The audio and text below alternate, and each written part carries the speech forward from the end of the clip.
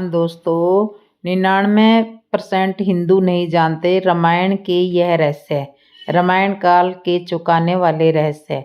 वाल्मीकि रामायण से जुड़े 28 ऐसे रहस्य हैं जिनसे ज़्यादातर लोग अनजान हैं। दोस्तों, बहुत ही कम लोग जानते हैं श्री रामचरितमानस और रामायण से कुछ बातें बिल्कुल अलग अलग हैं, जबकि कुछ बातें ऐसे हैं जिनका वर्णन केवल वाल्मीकि कृत रामायण में ही लिखित है। भगवान राम को समर्पित 2 ग्रंथ मुख्यतः लिखे गए हैं। एक तुलसीदास जी द्वारा लिखित है और दूसरा वाल्मीकि रामायण। इनके अलावा कुछ अन्य ग्रंथ लिखे जिन पर वाल्मीकि रामायण को सबसे सटीक और प्रमाणिक माना जाता है, लेकिन बहुत कम लोग जानते हैं श्री रामचरितमानस और रामायण से कुछ बातें अलग हैं, जबकि कुछ ऐसी बातें हैं जिनका वर्णन केवल वाल्मीकि रामायण में है। रामायण का हिंदू धर्म में एक विशेष स्थान है। मनुष्य जाति के जीवन और उनके कर्मों का विशेष प्रकार से रामायण में विवरण दिया गया है। इनमें से रामायण और देवी सीता के जन्म और जीवन यात्रा का वर्णन है।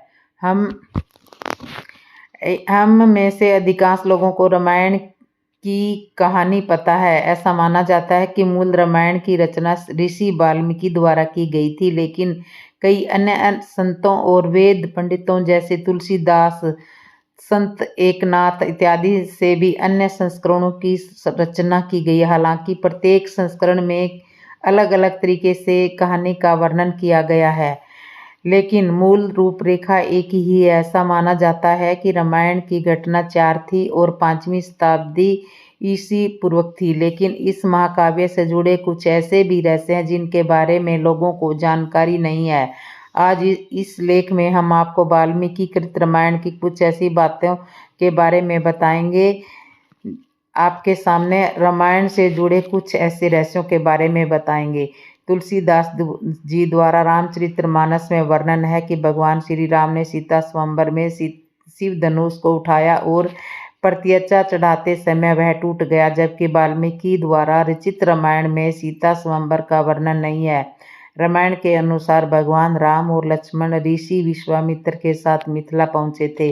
विश्वामित्र ने ही राजा जनक से श्री राम को यह धनुष दिखाने के लिए कहा था। तब भगवान श्री राम ने खेल में उस धनुष को उठा लिया और प्रत्यक्षा चढ़ाते समय वह टूट गया। राजा जनक ने यह प्रण किया था कि जो भी इस धनुष को उठाएगा उसी से वे अपनी पुत्री सीता का विवाह करेंगे।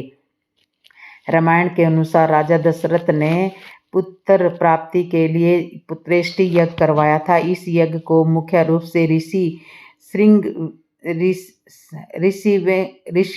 ने स्वपन किया था। ऋषि श्रृंग के पिता का नाम ऋषि विभाडक था। एक दिन वे नदी में स्नान कर रहे थे, तब नदी में उनका वीर्यपात हो गया। उस जल को एक हिरणी ने पी लिया, जिसके फलस्वरूप ऋषि श्रृंग का जन्म हुआ था। विश्व विजय करने के लिए जब रावण सर्वलोक पहुंचा तो उसे रंभा नाम की अप्सरा दिखाई दी। अपनी वासना पूरी करने के लिए रावण ने उसे पकड़ लिया। तब उस अप्सरा ने कहा कि आप मुझे इस तरह से स्पर्श न करें, मैं आपके बड़े भाई कुबेर के बेटे नल कुबेर के लिए आरक्षित हूँ, इसलिए मैं आपकी पुत्रवधू के समान हूँ। लेकिन रावण नहीं माना और उसने रंभा से दुराचार किया। यह बात जब नल कुबेर को पता चली तो उसने रावण को श्राप दिया कि आज के बाद रावण बिना किसी स्त्री की इच्छा के उसे स्पर्श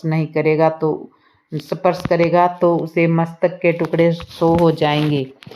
ये बात सभी जानते हैं कि लक्ष्मण द्वारा शूर्पणखा के नाक कान काटे जाने से क्रोधित होकर रावण ने सीता का हरण किया था, लेकिन स्वयं शूर्पणखा ने भी रावण का सर्वनाश होने का श्राप दिया था, क्योंकि रावण की बहन शूर्पणखा के पति का नाम विद्युतजिह्व था, जो काल के नाम के राजा सेनापति था। रावण ने जब विश्व युद्ध पर निकला तो कालके से उसका युद्ध हुआ। उस युद्ध में रावण ने विद्युतजिह्व का वध कर दिया। तब शूर्पणखा ने मन ही मन रावण को श्राप दिया कि मेरे ही कारण तेरा सर्वनाश होगा। श्री रामचरितमानस के अनुसार सीता स्वयंवर के समय भगवान परशुराम वहां आए थे, जबकि रामायण के अनुसार सीता से विवाह करने के बाद जब श्री राम पुण्य अयोध्या लौट रहे थे, तब परशुराम वहां आए और उन्होंने श्री राम से अपने धनुष पर बाण चढ़ाने के लिए कहा। श्री राम के द्वारा बाण चढ़ा देने पर परशुराम वहां से चले गए थे। वाल्मीकि रामायण के अनुसार एक बार रावण अपने पुष्पक विमान से कहीं जा रहा था, तभी उसे एक सुंदर स्त्री दिखाई दी। उसका नाम वेदवती था। वह भगवान विष्णु को पति रूप में पाने के लिए तपस्या कर रही थी। रावण ने उसके बाल पकड़े और अपने साथ चलने के लिए कहा।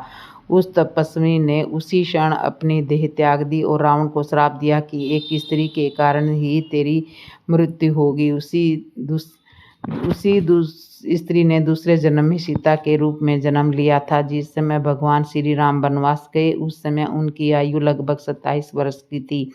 राजा दशरथ श्री राम को वनवास नहीं भेजना चाहते थे, लेकिन वे वचनबद्ध थे। जब श्री राम को रोकने का कोई उपाय नहीं सूझा तो उन्होंने श्री राम से यह भी कह दिया कि तुम मुझे बंदी बनाकर स्वयं राजा बन जाओ।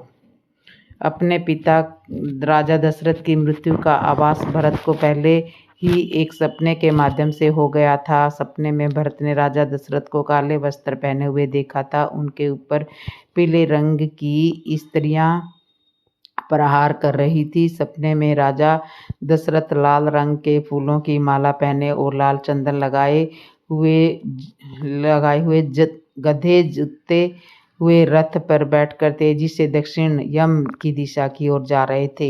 हिंदू धर्म में 33 करोड़ देवी देवताओं की मान्यता है, जबकि रामायण में अरण्य काल के 14वें सर्ग में 14 श्लोक के सिर्फ 33 देवता ही बताए गए। उनके अनुसार 12 आदित्य, 8 वसु, 11 रुद्र और 2 अश्विनी कुमार थे। वे ही कुल 33 देवता है। रघुवंश में एक परम प्रतापी राजा हुए थे जिनका नाम अरण्य था। जब रावण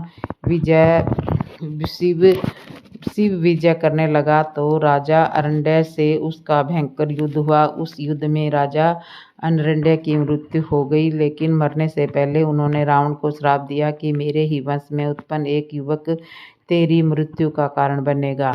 रावण जब विश्व विजय पर निकला तो वह यम लोक भी जा पहुंचा। वहां यमराज और रावण के बीच में भयंकर युद्ध हुआ। जब यमराज ने रावण के प्राण लेने के लिए काल दंड का प्रयोग करना चाहा तो ब्रह्मा ने उन्हें ऐसा करने से रोक दिया, क्योंकि किसी देवता द्वारा रावण का वध संभव नहीं था। सीता हरण करते समय जटायु नामक गिद्ध ने रावण को रोकने का प्रयास किया था। रामायण के अनुसार जटायु के पिता अरुण बताए जाते हैं। ये अरुण ही भगवान सूर्य देव के रथ के सारथी हैं। जिस दिन रावण सीता का हरण कर अपनी अशोक वाटिका में लाया, उसी रात को भगवान ब्रह्मा के कहने पर देवराज इंद्र माता सीता के लिए खीर लेकर आए। पहले देवराज ने अशोक वाटिका में उपस्थित सभी राक्षसों को मोहित करके सुला दिया। उसके बाद माता सीता को खीर अर्पित की, जिसके खाने से सीता की भूख शांत हो गई थी।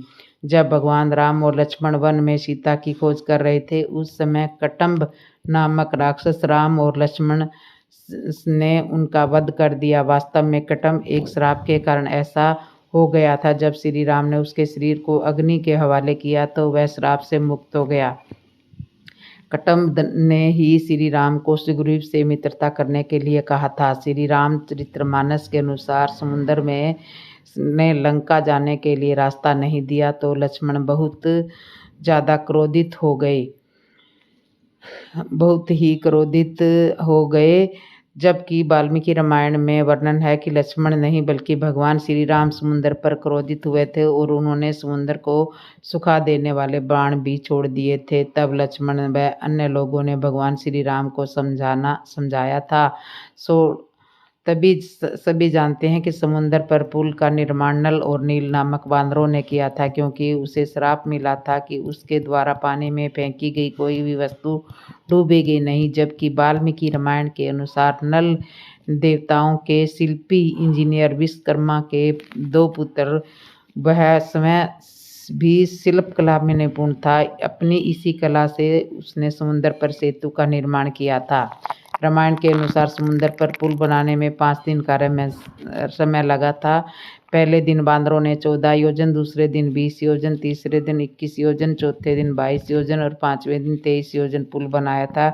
इस प्रकार कुल 100 योजन पुल की लंबाई का पुल बनाया गया था। यह पुल 100 योजन चौड़ा था। एक योजन लगभग 13 से 16 किलोमीटर का होता है। एक बार रावण जब भगवान शंकर से मिलने के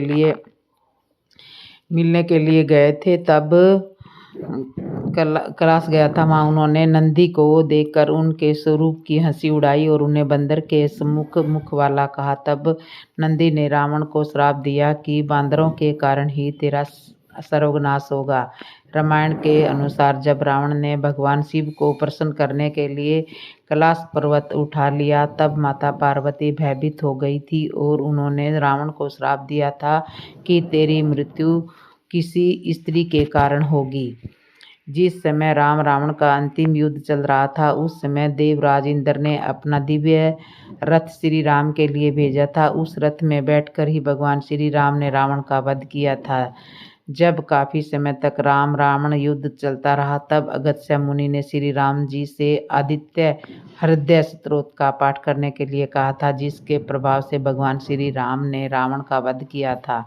रामायण के अनुसार रावण जिस सोने की लंका में रहता था वह लंका पहले रावण के भाई कुबेर की थी। जब रावण ने विश्व विजय पर निकला तो उसने अपने भाई कुबेर को हराकर सोने की लंका तथा पुष्पक विमान पर अपना कब्जा कर लिया था। रावण ने अपनी पत्नी की बड़ी बहन माया के साथ भी छल किया था। माया के पति वजयंतपुर के संबर राजा थे। एक दिन रावण संबर के यहाँ गया। वहाँ रावण ने माया को अपनी बातों में फंसा लिया। इस बात का पता लगते ही संबर ने रावण को बंदी बना लिया। उसी समय संबर पर राजा दशरथ ने आकर आक्रमण कर दिया। उस युद्ध में संबर की मृत्यु हो गई। जब माया सती होने लगी तो रावण ने उसे अपने साथ चलने के लिए कहा। तब माया ने कहा कि तुमने वासना युक्त मेरा अस्तित्व भंग करने का प्रयास किया, इसलिए मेरे पति की मृत्यु हो गई, अतः तुम्हारी मृत्यु भी इसी कारण से होगी। रावण के पुत्र मेघनाथ ने जब युद्ध में इंद्र को बंदी बना लिया तो ब्रह्मा जी ने देवराज इंद्र को छोड़ने के लिए कहा। इंद्र पर विजय प्राप्त करने के लिए कारण ही मेघनाथ इंद्रजीत के नाम से व्याख्यात हुआ था। तो दोस्तों, आपको ये मेरी कथा कैसे लगी? अगर अच्छी लगी हो तो कमेंट में ज़रूर बताना। बोलो जय श्री राम दोस्तों।